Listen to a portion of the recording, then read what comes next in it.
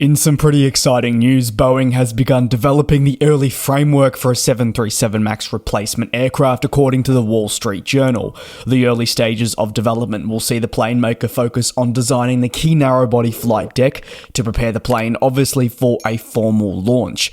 At this stage, with this being part of the early framework, no firm decisions have been made, but the plane maker is definitely conducting crucial research to move forward in an efficient manner. This also not really the first we've heard of a new commercial airliner in the works, or certainly something that needs to be discussed as Boeing looks towards the 2030s and beyond. The launch of that 737 MAX replacement is critical as Boeing seeks to match ongoing studies at its competitor Airbus, which aims to replace the A320neo family as well, Airbus targeting a formal entry into service for its replacement in the mid to late 2030s. As a result, these timelines would anticipate a prospective launch by the 2030 mark. That's less than 5 years away. It means these businesses must conduct thorough planning to determine not only the flight deck configuration, but they need to understand the engines, wing structure, and more. Talk of Boeing moving ahead with the launch of a replacement to the 737 MAX, you may recall, follows 2024 reporting surrounding a new commercial aircraft to be built in the company's traditional home of Washington. Development surrounding the new plane followed the agreement with some 33,000 employees working in the Washington state, home to Renton and Everett. The tentative agreement, which involves unions representing workers, came with substantially increased relief, and that included a 25% wage increase, as well as other benefits such as healthcare, something very typical when we see new deals agreed for employment groups. That agreement stated that Boeing would commit to launching a new commercial aircraft along with all derivatives during the program's life. And as a result, it would fall within the union's jurisdiction points. According to that very agreement, this means elements such as final assembly, wing fabrication, major components such as the interior and wiring, part fabrication, delivery operations, and subassemblies would all take place here.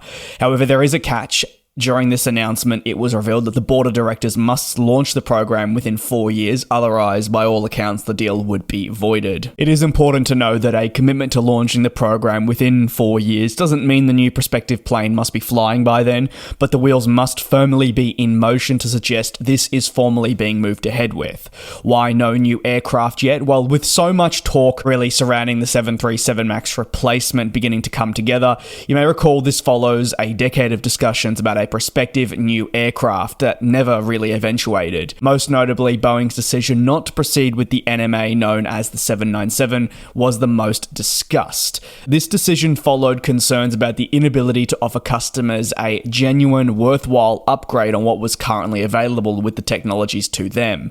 Boeing stated it would pause this program and likely return to the drawing board in the 2030s, when new technologies were being studied that could be adopted on a larger scale and prove as a worthwhile upgrade for airlines. Waiting for technologies to become available, as I'm sure you'd be aware, is a significant risk, especially as the business is relying on technology that is yet to be formally introduced. Furthermore, Boeing has had a plethora of issues itself. When it didn't progress with an NMA, it faced production issues, certification troubles, a pandemic, a MAX grounding, and more.